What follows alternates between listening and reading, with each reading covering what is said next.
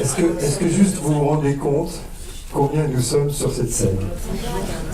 Et c'est tous des talents assez extraordinaires que nous avons réussi à faire venir ici en face de vous pour vous parler de l'enseignement, l'éducation, du design numérique. Alors, il y a quand même une aventure personnelle qui m'a amené là à vous accueillir aujourd'hui. Cette aventure, c'était il y a environ 1 an et demi quand j'ai cessé mes fonctions de direction d'une école supérieure de design. Je me suis dit, tiens, ça serait pas mal que j'aille faire un petit tour du monde pour visiter 30 universités, écoles d'art graphique dans le monde entier, et puis de faire une sorte de livre blanc sur les moyens, les méthodes, les résultats de toutes ces écoles supérieures. Et puis, les choses ont fait que j'ai pas pu faire ce voyage. Du coup, je me suis dit, mais comment je vais faire? Alors, le voyage, il est là. En fait, le voyage, il est là. Le tour du monde, c'est pas vraiment un tour du monde, mais c'est déjà un tour de France assez incroyable de talents qui vont se décliner, que je vais passer la parole à Olivier Saint-Léger qui va animer cette soirée. Avant de présenter les intervenants, je vais vous donner un petit peu la règle du jeu. D'abord, merci d'être venu. Donc, on a une connexion Wi-Fi Valtech public et puis le mot de passe qui est en dessous. Alors, je vais commencer. Stéphane Baril, je vais faire par ordre alphabétique. Donc, Stéphane Baril, expert des révolutions logicielles chez Adobe. Bernard Bréchet, qui est directeur créatif, c'est ça, chez Gédéon. Jacinthe Busson, qui est cofondatrice de Contest, une start-up. Philippe Carin.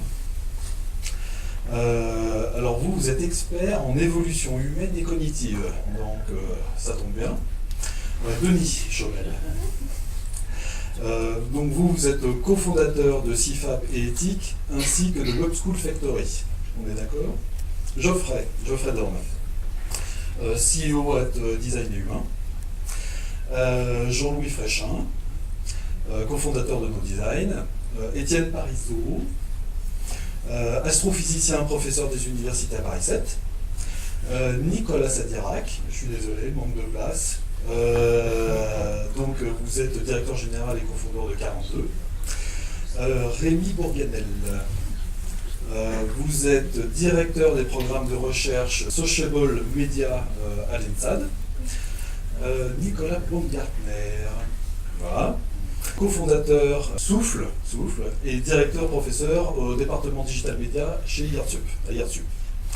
Dominique Siama, donc vous êtes directeur State École de Design et cofondateur de la Web School Factory également. Strat. Ok. Strat Collège. Strat Collège. Noélie Grandin-de-Vouche, un grand merci à vous déjà de nous accueillir. Vous êtes de chez Valtech, donc directrice opérationnelle du pôle stratégie et UX chez Valtech. Et enfin, Moïra Marin, directrice du département animation à l'école des Beaux-Arts. Merci d'être avec nous. On va commencer cette soirée par une petite introduction de Peter sur l'approche un peu socio-économique. Quelques secondes pour vous dire simplement que, ayant eu l'expérience de diriger une école supérieure pendant 5 ans, je me suis rendu compte de 2 choses. D'une part, de l'évolution considérable des jeunes entre 2008 et 2013. C'est plus du tout les mêmes jeunes que j'avais en face de moi lors des admissions. Et puis, j'ai pu également constater une certaine dégradation de la situation économique et sociale des parents, des élèves. J'ai pu constater à mon échelle, j'ai vu quasiment le doublement du nombre de divorces chez les parents et les difficultés pour obtenir des crédits bancaires pour les écoles privées. Et cela m'a donné l'idée quand même de vous accueillir aujourd'hui pour réfléchir à cette école idéale qui permettrait de former pour l'avenir, former pour 20 ans, 30 ans, 40 ans à venir, des jeunes qui sont passionnés de plus en plus par le numérique. Il y a une augmentation incroyable des vocations pour entrer dans nos métiers. Et puis parallèlement à ça, il y a un petit problème, c'est que nous constatons aujourd'hui, depuis l'arrivée du serveur admission post-bac en 2009, on constate à peu près 12 à 15 000 candidats à Paris pour 6 écoles supérieures publiques et environ 600 places dans ces 6 écoles publiques. Alors, quid entre privé et public, quid d'un enseignement qui serait normalement un droit, une éducation qui serait normalement un droit, et j'aimerais bien entendu, que ce colloque, ces tables rondes permettent d'y voir un peu plus clair, en tout cas, sinon de répondre à toutes les questions, au moins de mieux comprendre certaines choses. Et la première partie, donc, c'est la révolution technologique. Donc, aujourd'hui, c'est un peu une évidence. Le digital est partout, on a les mobiles qui sont partout, on va vers une connexion permanente, on a des objets connectés qui arrivent en masse. IPv6 permet d'avoir 1000 objets, enfin en tout cas 1000 adresses IP au mètre carré terrestre, donc ça laisse un petit peu de marge. Les robots et les processus arrivent, et donc dans ce contexte, on a concrètement 12% des secteurs de l'économie qui ont été entièrement transformés par le numérique. On annonce pour cette année 450 000 emplois créés dans les nouvelles technologies. Donc Jean-Louis, je te laisse la parole. Est-ce que c'est possible déjà? Et puis l'autre question qui est la corollaire de ça, c'est est-ce qu'on dispose de suffisamment de jeunes ou de moins jeunes, d'ailleurs on parlait tout à l'heure des codeurs de plus de 50 ans, qui sont formés pour répondre à cette demande, si tant est qu'on y arrive. Alors, bonjour. Je ne crois pas que nous vivons une révolution technologique. On vit un véritable changement d'air, ce qui n'est pas la même chose.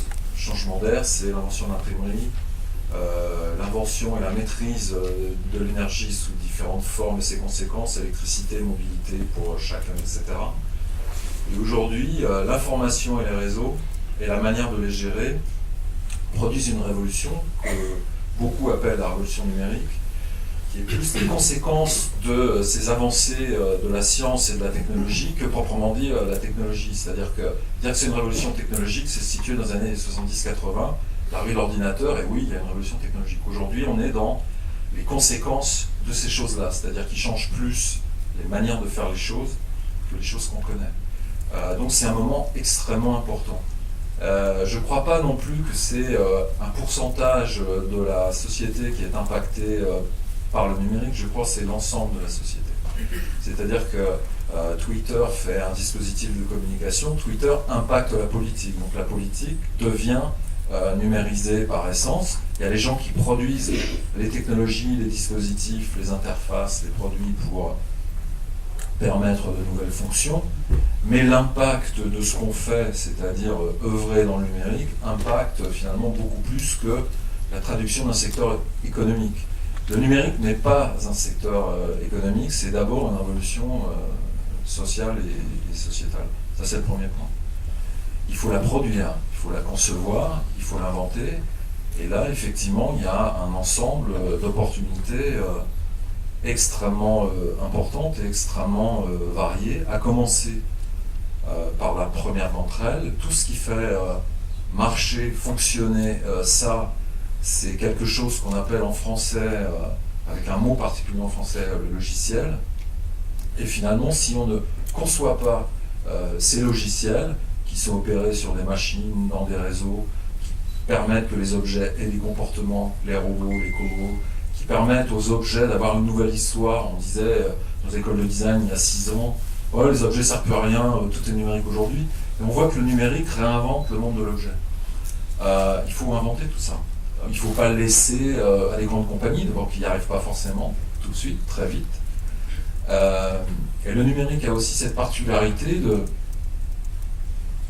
une espèce d'ambivalence, un paradoxe. D'un côté, et les grandes écoles françaises et les grands scientifiques français font bien le distinguo. D'un côté, il y a une sorte d'excellence de pointe où on est au front un peu des connaissances. Et puis de l'autre côté, vous avez tout un tas de technologies qui sont quasiment des commodités et dont la valeur est créée par transformation plutôt que par invention. L'exemple typique, c'est Linux. où la valeur est créée par transformation et pas par invention. C'est comme si une voiture était gratuite et le moteur, le voyage était, lui, payant. Ce qui change un peu la manière de concevoir les choses. Donc mettre en face de cette révolution des emplois, comme on fait des politiques depuis 40 ans, il faut de l'emploi, il faut de l'emploi, il faut de l'emploi, pour répondre à la question, c'est compliqué.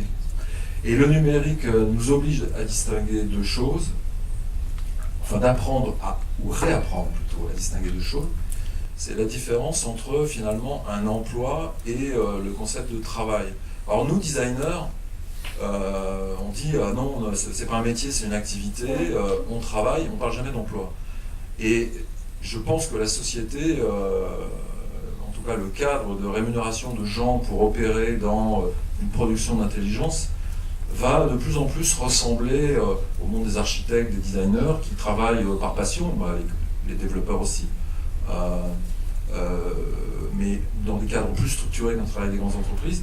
Et les designers, les architectes illustrent bien cette différence entre ce qui relève d'un travail et de l'emploi. Finalement, l'emploi est-il une finalité à l'activité humaine? Pas forcément, il y a d'autres manières de gagner sa vie, d'être rémunéré, jusqu'à, et c'est la question est posée par le numérique, on ne va pas non plus rentrer trop là-dedans, mais jusqu'à ce qu'on appelle le revenu de vie, c'est-à-dire finalement, pour produire de l'intelligence, il ne faut pas forcément rémunérer les gens par des tâches, mais laisser exprimer leur intelligence, et pour arriver à ces masses d'innovation ou de survie pour ceux qui ne sont pas intégrés dans ces mouvements-là, finalement, donnons un revenu de vie à tout le monde et reconsidérons la valeur de l'emploi pour vraiment penser travail. Bon, on en sort un petit peu.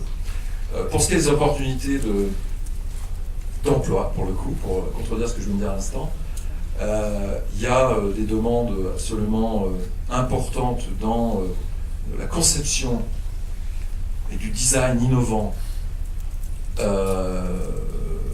pour des entreprises extrêmement variées. Ces designers innovants, presque, ça relève d'une sorte d'invention créative. Il y avait la raison créative, on parle d'invention créative maintenant, ont des compétences totalement modifiées, qui font au-delà, je sais coller des post-it et je sais faire Unix, qui sont, je sais coder, il fallait que je le sorte, c'était pour Geoffrey, il ne colle pas de post-it, qui savent coder, c'est-à-dire que si un designer, il y a 20 ans, il apprenait le plastique, il y a 30 ans le métal et il y a 40 ans le bois, aujourd'hui un designer qui ne sait pas coder un tant soit peu, faire un peu d'électronique, comprendre les ressorts profonds de ces choses-là, a du mal à être un designer innovant. Donc les formations changent, et il y a des demandes très fortes, qui sont extrêmement difficiles à combler. Tu parles aussi d'opportunités industrielles pour la France en matière de design. Tu parles de politique de design, de stratégie opérationnelle. Comment est-ce que le design peut être une véritable opportunité de croissance? Alors il y a presque 18 ans à l'ANSSI, on a créé un atelier qui s'appelait l'atelier design numérique. Pourquoi il ne s'appelait pas design d'interaction? Pourquoi il ne s'appelait pas design interactif? Pourquoi il ne s'appelait pas design informatique? Parce que on avait, en tant qu'école de design, on voulait pas fermer le design comme on fait dans le monde anglo-saxon, des spécialités, design spécialiste. On voulait garder une approche extrêmement large et profonde du design à la française qui existe, et l'appliquer au champ des conséquences de l'informatique et pas à l'informatique elle-même. Donc on a eu cette vision de nommer ce qu'on voyait arriver, qu'on ne savait pas très bien nommer numérique. C'est plutôt le design pour le numérique que le design numérique. Et ce qu'on a perçu, ce qu'on a pris comme décision tout de suite, parce que de formation je suis designer industriel, et que l'ENSI, où je suis directeur d'innovation et de prospective, l'École nationale supérieure de création industrielle, n'est pas une école avec la culture de celle qu'a fait Geoffrey, qui a une culture très forte dans les médias. Naturellement, on s'est intégré, on s'est positionné dans ce qui était cette révolution numérique dans tous les champs sauf celui des médias. Donc les journaux ne nous intéressaient pas, le multimédia, faire des livres pour enfants ne nous intéressait pas, faire des sites d'institutions culturelles ne nous intéressait pas, c'est tout le reste qui nous intéressait. Alors tout le reste à l'époque, c'était pas très clair, mais c'est comme ça qu'on... Et donc très vite, on a vu que ce pouvoir logiciel avait la capacité à changer des destinations, de changer les manières de faire les choses, et une capacité assez étonnante à fusionner la conception, la fabrication et la distribution. C'est-à-dire d'intégrer une informatique de gestion d'entreprise, une informatique de logistique, une informatique de conception, celle des designers, et une informatique et de l'électronique qui s'est numérisée elle-même pour produire des choses, qu'elles soient logicielles sur l'écran ou dans des objets, avec des fonctionnalités, des comportements, des interactions, des sensibilités, des émotions nouvelles.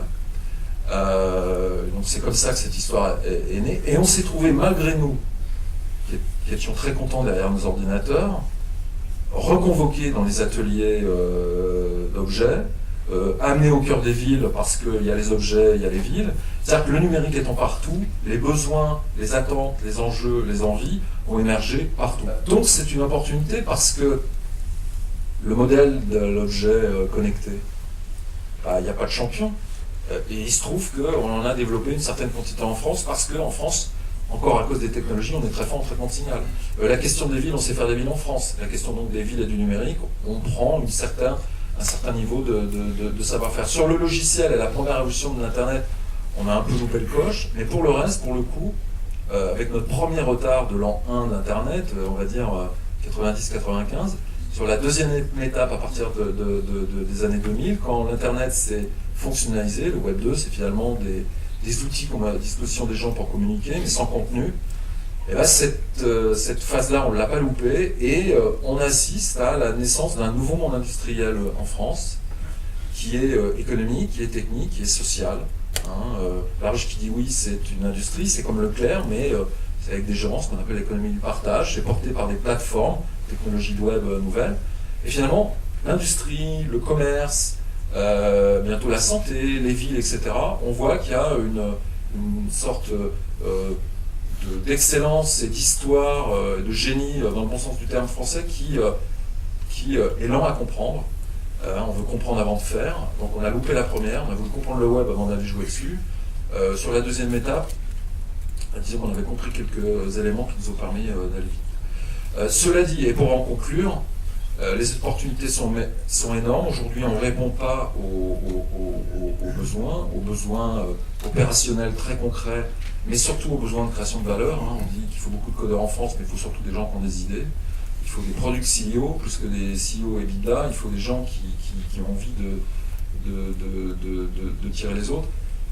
Cette façon de faire, et ça va, je pense, être évoqué dans la suite du débat, elle impacte quand même dramatique, et 42 on est l'exemple, l'ANSSI on est l'exemple de ces pédagogies, elle impacte ce qu'on est dans notre histoire la plus profonde. La raison française, dont Voltaire est un des pères et Descartes, nous oblige, pour atteindre ce niveau d'humanité et de compréhension des choses, à analyser, c'est-à-dire à comprendre avant d'agir.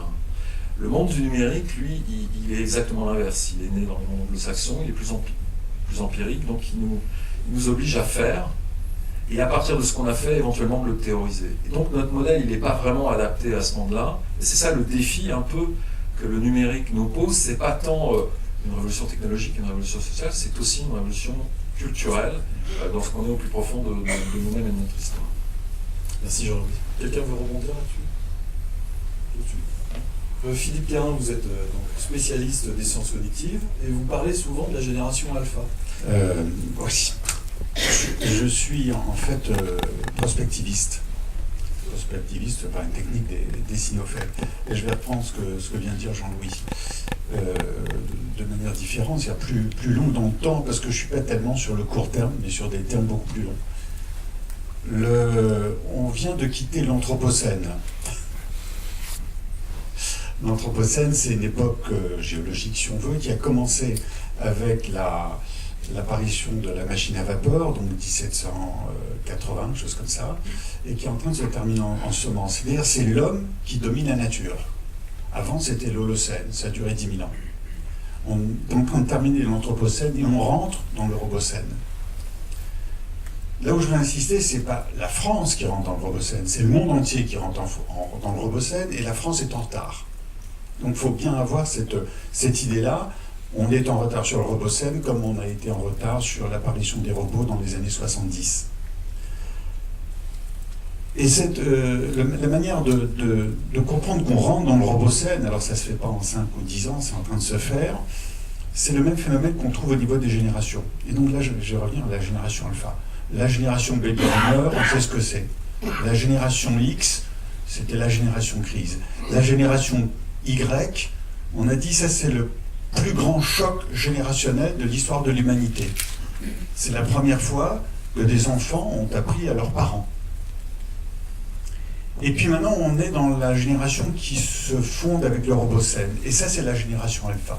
Parce qu'on n'est plus du tout dans le même système. Et il y a une rupture très profonde que je vois dans toutes les entreprises, que je travaille avec des entreprises. D'ailleurs, je ne vais pas dans des écoles, je suis qu'avec des entreprises. Il y a un choc profond, un questionnement essentiel dans toutes les entreprises. Qu'est-ce qu'on fait? Comment est-ce qu'on travaille avec ces jeunes? Ils ne fonctionnent pas de la même manière. C'est exactement la description qui a été faite tout à l'heure. Il faut savoir qu'il y a 2 ans, on estimait que 30% des moins de 3 ans avaient déjà eu une tablette ou un téléphone, un iPhone entre les mains. C'est-à-dire qu'un gamin aujourd'hui de 2 ans, il sait ce que c'est, une tablette. Hein. Ce qu'il ne comprend pas, c'est quand il touche la télé que l'écran ne bouge pas. Il regarde, il dit, attends, on est en retard là. On est en train de changer, de passer du QI au QE. Et ça, c'est absolument ce qui est en train de se faire. On est en train de passer du quotient intellectuel au quotient émotionnel. Bon, et c'est un petit peu... Et cette génération qui est dans ce registre du quotient intellectuel se retrouve dans la génération des robots, à faire les robots, à concevoir les robots, à entretenir les robots, de toutes sortes. La montre qu'on a, ce sont des robots. Ou bien on est dans le quotient, dans le coefficient émotionnel, et là on est dans quelque chose qui touche à l'irrationnel. Et pour moi, l'école doit être aussi cette source-là d'éduquer dans l'irrationnel. Ce qui est très dur pour nous, on parlait tout à l'heure du siècle des Lumières, de Voltaire, etc. On est dans un monde complètement rationnel, il n'y a qu'à voir les gens qui nous gouvernent, il y a des énarques, et il y en a peut-être un au gouvernement qui n'a pas fait l'ENA. Vous dites qu'on a des gens qui sont fondés sur des équations. Je voulais juste, en fait, poser une question, parce que vous faites la distinction entre quotient émotionnel, quotient intellectuel, quotient émotionnel. Je me demande si c'est pas un peu trop réducteur. L'émotion, est-ce que vraiment l'émotion peut être un moteur pour une société qui s'organise? Et jusqu'à quel point? Je ne sais pas si... C'est peut-être d'ailleurs une problématique qui touche aussi au design, où on cherche à parler à l'émotion. Ça me fait un peu peur, moi, je dois vous dire, cet aspect émotionnel. Est-ce qu'on ne peut pas imaginer... Moi, ce que je remarque avec les entreprises avec lesquelles je travaille, c'est l'aspect intellectuel, enfin le quotient intellectuel qui fait peur, pas le quotient émotionnel. Le quotient émotionnel, c'est-à-dire tout ce qui est l'imagination, l'intuition, la créativité, la sensibilité, c'est ça qui va faire que l'entreprise sera différente des autres. Oui, d'accord. Alors pour moi, c'est pas l'émotion, ça. Mais bon, d'accord. Mais c'est ce registre-là. Enfin, c'est l'ensemble de ce registre. Il y a l'émotion, la créativité, il y a beaucoup de choses là-dedans. Et les entreprises, elles, pour se distinguer, il faut qu'elles aillent là-dedans. Parce que si elles restent dans la rationalité pure, elles ne font que se reproduire. C'est la question du sens qui est posée, me semble-t-il. Et l'intellectualisme a cessé de faire sens, ou bien on n'enseigne plus le sens qu'il y a derrière les avancées intellectuelles de la science ou même de la philosophie. Bizarrement, c'est presque contradictoire. Mais bon,